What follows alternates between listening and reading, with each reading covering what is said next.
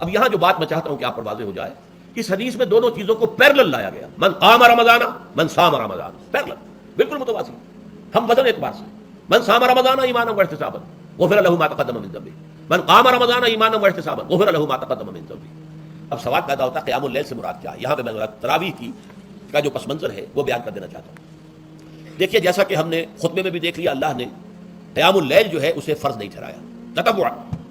قرآن مجید میں بھی اس کا کوئی ذکر نہیں، احادیث میں اس کی تشویق و ترغیب پوری موجود ہے، ایک اور حدیث بھی ہم بعد میں پڑھیں گے اس پر۔ اس کا پس منظر کیا تھا کہ اس کو چھوڑ دیا گیا۔ اب ظاہر بات ہے مسلمانوں میں کمزور بھی ہیں، مسلمانوں میں وہ مزدوری کرنے والے بھی ہیں، روزہ تو فرض ہے ان پر، چاہے مئی کا مہینہ ہے اور گندم کاٹنی ہے، روزہ تو پھر بھی رکھنا ہوگا، یہ سب کچھ، لیکن یہ کہ رات کو پھر کھڑے رہنا ان کے لیے، جاگنا ممکن نہیں، لہذا ان کے اوپر یہ چیز فرض نہیں۔ حضور نے تراویح کی نماز یا قیام اللیل نہ اسے فرض قرار دیا، نہ اس کے بعد جماعت کوئی اہتمام کیا مستقل، صرف 3 راتیں آپ نے جماعت کروائی ہے، اس میں 8 رکعتیں آپ نے پڑھی ہیں کہ جو آپ کا معمول تھا تہجد کا وہ پڑھی، اور تہجد کے وقت ہی جماعت کرائی ہے، یہ ہے وہ حدیث۔ اس کے علاوہ کسی نماز تراویح جو ہے جو ہم پڑھتے ہیں 20 رکعتیں عشاء کے ساتھ متصل، اس کا کوئی ذکر نہ دور نبوی میں ہے نہ دور صدیق اکبر میں ہے، یہ دور حضرت عمر کی خلافت میں ہوا ہے، اور ہم نہیں کہہ سکتے کتنے سال کے بعد ہوا ہے۔ حضرت عمر رضی اللہ تعالیٰ عنہ کی خلافت کا دور جو ہے وہ تو 10 برس ہے، ہو سکتا ہے 5 برس کے بعد ہوا ہو، 6 برس کے بعد ہوا ہو، 12 ہوا ہے، اور کیا ہے۔ حضرت عمر ایک مرتبہ مسجد میں داخل ہوئے، مسجد نبوی میں، تو دیکھا کہ کچھ لوگ 8 10 12 جو ہے وہ ایک جو ہے حافظ کے پیچھے کھڑے ہوئے اور قرآن سن رہے ہیں، کچھ دوسرے کونے میں کھڑے ہیں، کچھ کہیں اور کھڑے ہیں، مختلف جماعتیں ہو رہی ہیں۔ تو انہوں نے سوچا کہ کیوں نہ ان سب کو ایک امام کے پیچھے جمع کر دیا جائے، اور اس کے لیے لوگوں کی سہولت کے لیے عشاء کے ساتھ متصل رکھ دیا جائے، اس لیے کہ تہجد کے وقت اٹھنا جو ہے وہ تو ہر کس و ناقص کا کام نہیں ہے، کہ عشاء کے بعد اگر تھوڑا سا اضافی وقت ہو صرف، تو یہ ہر شخص کر لے گا، مزدور بھی کر لے گا۔ لہذا آپ نے یہ نظام تجویز فرمایا کہ عشاء کے متصل بعد 20 رکعت نماز پڑھی جائے اور ایک امام کے پیچھے پڑھی جائے۔ یہ گویا کہ اجتہاد ہے حضرت عمر رضی اللہ تعالی عنہ، اس کو آپ نے خود بدعت بھی قرار دیا ہے، لیکن بدعت حسنہ، بدعت کس اعتبار سے؟ لغوی اعتبار سے، نئی بات، اس لیے کہ حضور کے زمانے میں نہیں تھی، تو یہ اس طریقے سے ایک نئی بات ہے، لیکن یہ بات کیونکہ بہت اچھی ہے، بہت عمدہ ہے۔ آپ جب یہ نظام چل پڑا تو ایک دن مسجد میں آئے، دیکھا کہ بڑی بھری مسجد ہے، صحابہ کھڑے ہیں اور ایک امام کے پیچھے قرآن سن رہے ہیں، آپ نے فرمایا نعم البدعۃ ھذہ، یہ جو ہم نے نئی بات شروع کی ہے یہ بہت اچھی ہے، بہت عمدہ ہے۔ ہمارے ہاں اہل حدیث حضرات بھی در حقیقت حضرت عمر یا کسی اور خلیفہ راشد کے فعل کو وہ سمجھتے ہیں کہ یہ ایگزیکٹو آرڈرز ہیں، یہ ہمیشہ کے لیے نہیں ہے۔ حضرت عمر نے اپنے دور میں نظام قائم کیا، ان کے دور کے لیے ٹھیک تھا، یہ ہمیشہ کے لیے نہیں،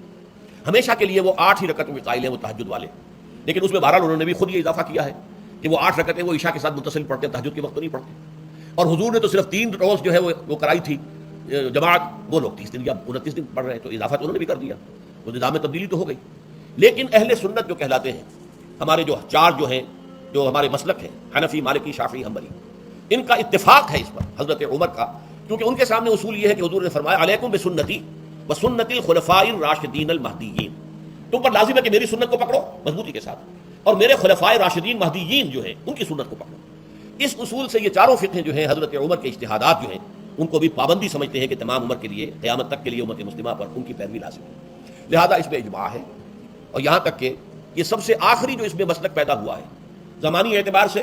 سب سے پہلے مسلک جو ہے حنفی پیدا ہوا ہے، پھر مالکی پیدا ہوا ہے، پھر شافعی پیدا ہوا ہے، اور پھر حنبلی آخری ہے۔ اور امام احمد بن حنبل بہت بڑے محدث بھی ہیں، مسند احمد ابن حنبل جو ہے وہ بہت بڑی کتاب ہے، بہت اہم کتاب ہے، جامع کتاب ہے، تو ان کے ہاں بھی 20 رکعتیں ہیں۔ چنانچہ حرمین شریفین میں، سعودی عرب میں، مکے اور مدینہ منورہ میں جو نماز تراویح ہوتی ہے اس کی 20 رکعتیں ہیں، لیکن اہل حدیث حضرات جو ہے وہ اس 8 کے اوپر اتفاق کرتے ہیں۔ بہرحال یہ ایک اختلاف ہے جو میں نے اس کا پس منظر بیان کر دیا، لیکن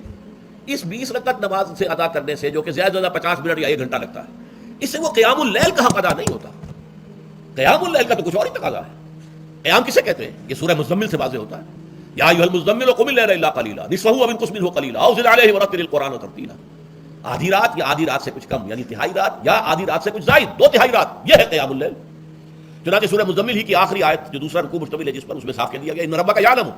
انک تقوم ادنی من ثلثی اللیل ونصفہ وثلثہ وطائفۃ من الذین معک، اے اللہ کے نبی، اللہ خوب واقف ہے کہ آپ بھی اور آپ کے ساتھ ایک جماعت بھی رات کو کھڑی رہتی ہے، 2 تہائی رات یا آدھی رات یا 1 تہائی رات، تو یہ سارا معاملہ جو ہے قیام اللیل کا، گویا کہ کم سے کم 1 تہائی رات پر اس کا اطلاق ہو سکے گا، یہ نہیں کہ 1 گھنٹے۔ اور اس کے ضمن میں دیکھیے حدیث پڑھیے، تیسری حدیث ہے عن عبداللہ بن عمرو بن العاص رضی اللہ تعالیٰ عنہ، یہ وہی عبداللہ بن عمرو ہے جن کی میں نے آپ کو حدیث پہلے سنائی ہے، یہ ساری رات کھڑے رہتے تھے، پوری رات، اور ہر روز روزہ رکھتے تھے، جس پر حضور نے منع کیا، لا تفعل، مت کرو ایسا، رضی اللہ عنہما، یہ خود بھی صحابی ہیں اور ان کے والد عمرو بن العاص بھی صحابی ہیں۔ ان رسول اللہ صلی اللہ علیہ وسلم قال کہ اللہ کے رسول صلی اللہ علیہ وسلم نے فرمایا الصیام والقرآن یشفعان للعبد، روزہ اور قرآن بندے کے حق میں شفاعت کریں گے. یقول الصیام، روزہ ہی عرض کرے گا اللہ کی جناب میں، اے رب پروردگار انی منعتہ الطعام والشہوات بالنہار، میں نے تیرے اس بندے کو دن کے دوران کھانے پینے سے اور اپنی شہوت کا تقاضا پورا کرنے سے روکے رکھا، یہ میری وجہ سے روکا رہا، تو میری شفاعت اس کے حق میں قبول فرما، فشفعنی فیہ، میری شفاعت اس کے حق میں قبول فرما. ویقول القرآن، قرآن کیا کہے گا؟ منعتہ النوم باللیل، میں نے اسے رات کے وقت سونے سے، نیند سے روکے رکھا، فشفعنی فیہ، تو اس کے حق میں میری شفاعت قبول فرما.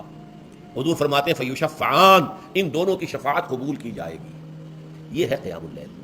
یہ قیام اللیل صرف تراویح کی نماز سے جو پڑھ لی جاتی ہے، اور ہمارے یہاں تو یہ ہے، وہاں کم سے کم یہ تو تھا، صحابہ کرام کھڑے ہوتے تھے تو جو قاری پڑھ رہا ہوتا تھا وہ ان کے دل میں اترتا جاتا تھا، اس کا مضمون اور مفہوم جو ہے ان کو معلوم ہے، لہذا وہ اس کی زبان سے نکلا ہوا ہر لفظ ان کے قلب کی گہرائیوں تک اتر رہا ہے. یہاں تو یہ ہے پیرٹ لائک حافظ ہے، اسے خود پتہ نہیں میں کیا پڑھ رہا ہوں. اکثر حفاظ جو ہے وہ عالم تو نہیں ہوتے، اور جو سن رہے ہیں انہیں کچھ پتہ نہیں ہم نے کیا سنا ہے. تو ٹھیک ہے، کم سے کم ثواب تو انہیں ملے گا کہ انہوں نے وقت نکالا ہے، 1 گھنٹہ ہی اضافی صحیح، لیکن بہرحال اس کا وقت انہوں نے نکالا ہے، محنت کی ہے، کھڑے رہے ہیں، ثواب ملے گا. لیکن جو مقصد ہے وہ حاصل نہیں ہوتا. اس مقصد کے حصول کے لیے اول تو قیام اللیل کی کم سے کم مدت 1 تہائی